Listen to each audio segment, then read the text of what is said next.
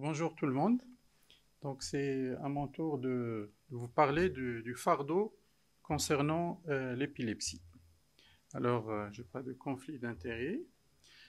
Alors, il faut savoir qu'on estime actuellement à 65 millions de personnes qui souffrent d'épilepsie dans le monde, dont plus de 80% de ces chiffres, ils vivent dans les pays en développement. Alors, dans ces pays, justement, la maladie reste largement soit mal ou carrément non traitée, qui ont des systèmes de santé, de prestations de soins qui sont inadéquats, avec un manque terrible de personnel formé, des croyances et des pratiques traditionnelles qui continuent. Donc, dans certaines régions, l'épilepsie n'est pas considérée comme une maladie traitable, et un grand manque en médicaments essentiels. Et cette lacune dans le traitement va augmenter considérablement le fardeau de l'épilepsie. Et bien que des progrès ont été réalisés dans la prise en charge médicale de l'épilepsie, en particulier avec le développement de nouvelles molécules et de la chirurgie de l'épilepsie, etc., l'attention qui est portée à l'adaptation sociale des épileptiques reste encore limitée, pour ne pas dire très limitée. Alors, en réponse, donc, je ne vais pas insister sur des choses qui ont été déjà dites par le professeur Alaoui et mon camarade. Donc, l'Assemblée mondiale de la santé avait adopté donc, un plan d'action mondial en 2022. Et donc, ce plan d'action visait, comme ça a été dit, à réduire la mortalité, la morbidité et les handicaps qui sont associés à ces maladies neurologiques en général, et en améliorant la qualité de vie à la fois des personnes épileptiques, des personnes atteintes, de leurs soignants et aussi de leurs familles. Alors traditionnellement, on utilisait essentiellement pour mesurer ça la mortalité, mais depuis peu, donc d'autres outils, d'autres indices ont été développés, donc je ne vais pas y revenir, donc pour mieux apprécier les besoins en matière de services, des interventions qui sont nécessaires, les résultats en termes de fonctionnement individuel mais aussi social, et de fournir une approche commune qui constitue un cadre pour la recherche, pour le travail clinique, ainsi que pour la politique sociale. C'est ainsi que donc, le Global Burden Study avait proposé des mesures spécifiques, en particulier le daily, mais aussi donc, d'autres paramètres qui étudient mieux les taux de prévalence d'incidence, l'espérance de vie, les probabilités du nombre de décès dans différents groupes d'âge, l'espérance de vie ajustée en fonction de l'incapacité, les années perdues, ainsi que les années vécues avec un handicap. Et donc, dans l'étude qui a été publiée cette année, lorsqu'on remarque la place de l'épilepsie, donc on a trouvé que le daily concernant l'épilepsie, l'épilepsie représentait 1% du total mondial de jours perdus pour cause de mauvaise santé, ce qui représente à peu près 0,5% de la charge totale de morbidité. Et là, dans ces études, et pour expliquer un peu la place de l'épilepsie qui vient en 6e, 7e et 8e position dans certaines régions, il faut savoir que dans ces études, on s'est intéressé uniquement aux épilepsies généralisées. Et là, on sait très bien que ça ne représente même pas la moitié des épilepsies en général. Et donc la place, le fardeau de l'épilepsie est certainement beaucoup plus important. Et donc à travers donc, ces résultats et en utilisant les différents indices, on voit très bien que l'épilepsie représente un véritable problème de santé avec les souffrances et les handicaps qui sont en rapport avec ces maladies, parce qu'il n'y a pas une épilepsie, mais il y a des épilepsies. Alors, l'épilepsie a également un impact psychologique et émotionnel considérable. Et là, partout dans le monde, et tout au long de l'histoire, l'épilepsie a été toujours une maladie culturellement dévalorisée, conduisant les épileptiques à être stigmatisés.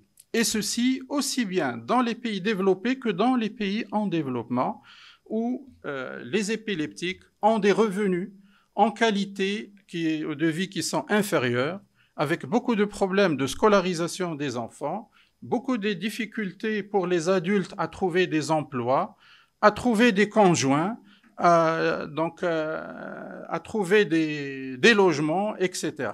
Et aussi les familles qui en souffrent énormément. Et donc, on va voir un peu quelques aspects expliquant ce fardeau de l'épilepsie. Alors, le premier fardeau est d'ordre épidémiologique. Alors, justement, l'épidémiologie de l'épilepsie n'est pas entièrement connue à cause de beaucoup de problèmes méthodologiques, du fait de la nature hétérogène de l'épilepsie, et aussi dans les pays où les taux d'épilepsie sont très importants, il existe des systèmes de prestation de soins qui sont moins sophistiqués et donc les résultats sont un peu biaisés. Alors, lorsqu'on s'intéresse justement aux données qu'on a actuellement, l'incidence dans les pays développés est de l'ordre de 40 à 70 pour 100 000 personnes, avec ce pic bimodal chez l'enfant et chez le sujet âgé. Alors, dans les pays qui sont pauvres en ressources, cette incidence est supérieure à 120 par 100 000 habitants et par an. Et donc là, il y a plusieurs raisons qui expliquent donc ces taux d'incidence importants. Et ce qui correspond à une prévalence, d'après la majorité des études, qui est estimée entre 4 et 10 pour 1000, et qui est beaucoup plus importante, là aussi, dans les pays en développement, qui est de l'ordre de 6 à 10 pour 1000, avec des taux beaucoup plus importants dans les zones rurales et plus de décès. Alors, quels sont les facteurs de risque de l'épilepsie? Et c'est ce qui constitue toute la difficulté à mener des études épidémiologiques sur l'épilepsie, car c'est un complexe de symptômes et de nombreuses affections différentes, avec en particulier chez les jeunes les maladies congénitales, les maladies génétiques et développementales.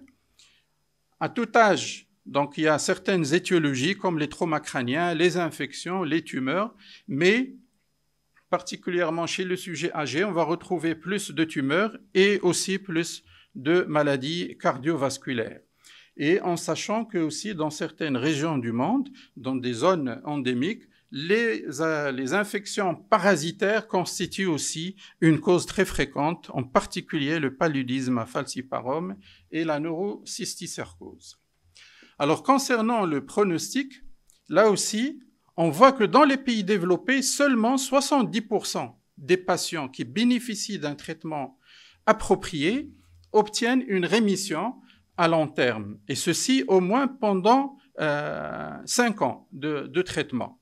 Et dans les pays en développement, donc ce chiffre est beaucoup plus faible et on trouve une morbidité accrue à cause de facteurs physiques qui sont en rapport avec les convulsions elles-mêmes, mais aussi avec les comorbidités qui sont tellement importantes.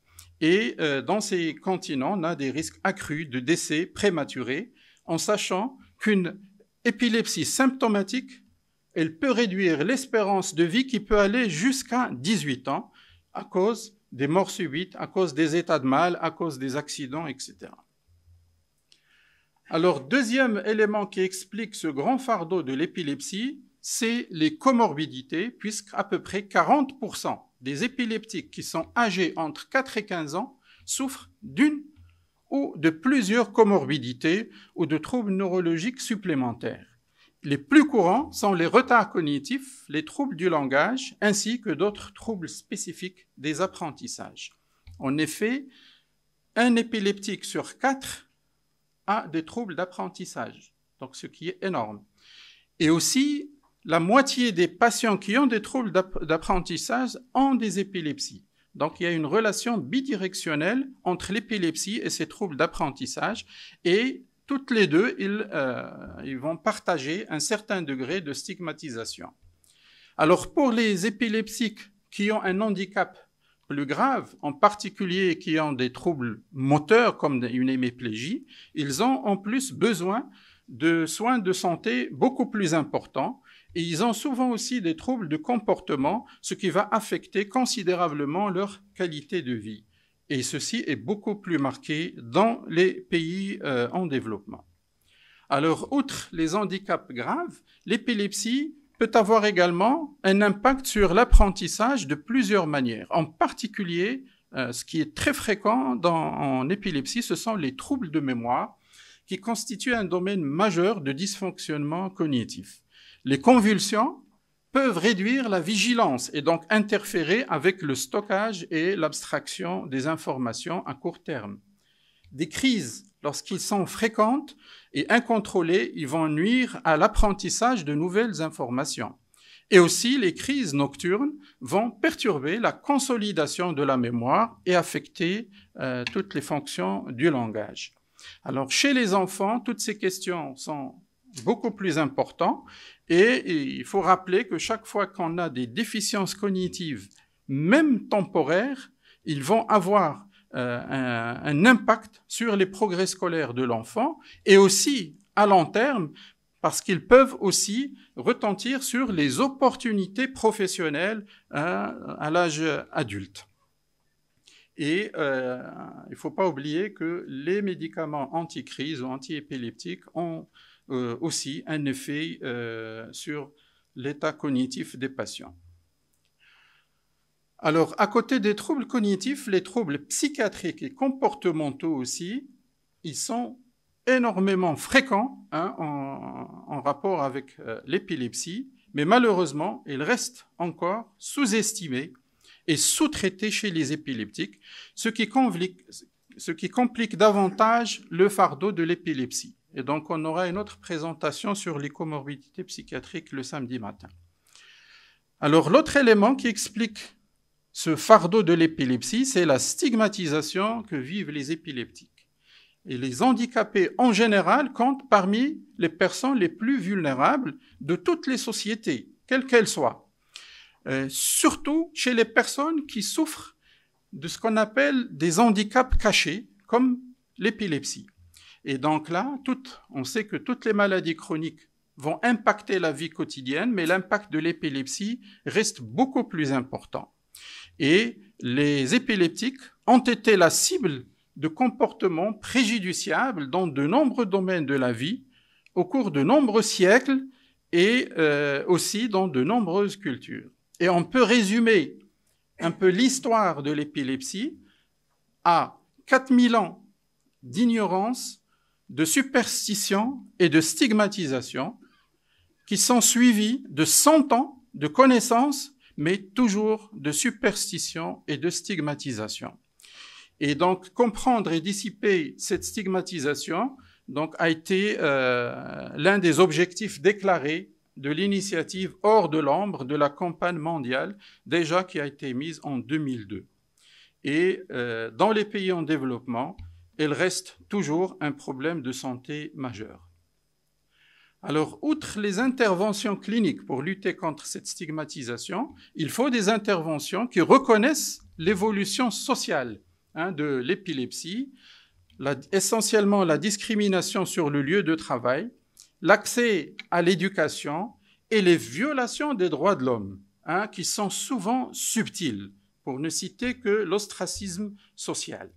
Et pour lutter contre cela, il existe essentiellement deux manières pour réduire cette stigmatisation. La première doit concerner les personnes épileptiques elles-mêmes, qui ont besoin d'un soutien pour lutter contre ces stéréotypies négatives, et ceci doit passer par les associations des épileptiques et des campagnes de sensibilisation. Et la deuxième façon consiste à les aider de façon individuelle pour développer leur ingéniosité, et ceci doit passer par l'augmentation des connaissances à travers des programmes éducatifs et des conseils qui doivent être ciblés. Alors la législation aussi constitue un énorme frein et contribue donc à ce fardeau de l'épilepsie, puisque législation fondée sur des siècles de stigmatisation a toujours existé, jusqu'à récemment, ou existe encore dans de nombreux pays, pour ne citer que jusqu'en 1956, 17 États aux États-Unis interdisaient aux épileptiques de se marier. Et ça existe encore dans certains pays. Le chômage, le sous-emploi existent aussi partout dans le monde, même dans les pays développés, l'inéligibilité au permis de conduire, la discrimination dans l'accès à l'éducation aussi, qui n'est pas inhabituelle. Alors, pourtant, la législation reste un moyen important de résoudre en partie donc ces problèmes et défis, à condition qu'elle soit bien conçue et basée sur des normes acceptées à l'échelle internationale. Et pourtant, le droit à l'égalité de traitement existe déjà depuis 1997 dans le traité des Nations Unies et de l'Union européenne d'Amsterdam. Mais il y a un manque de résonance de ces législations. Alors, l'autre fardeau étant le fardeau économique, et on a vu qu'à travers donc, le Global Burden Study qui a été publié cette année, l'épilepsie a contribué pour plus de 7 millions de décès, donc 0,5% à la charge mondiale, sachant que près de 90% de ce fardeau mondial se trouve essentiellement dans les pays en développement, dans lesquels on trouve également un gradient d'âge qui est important. La grande majorité des décès et des incapacités liées à l'épilepsie chez les enfants et chez les adolescents se produit dans ces pays en développement. Et donc, toutes les évaluations économiques ont démontré aussi que ce fardeau de l'épilepsie est très important.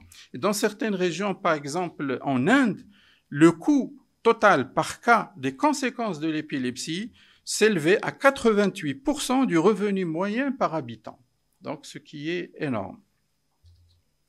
Pour conclure, je dirais que l'épilepsie reste l'une des affections neurologiques les plus répandues, qui ne connaît aucune frontière d'âge, de race, de classe sociale, géographique ou nationale.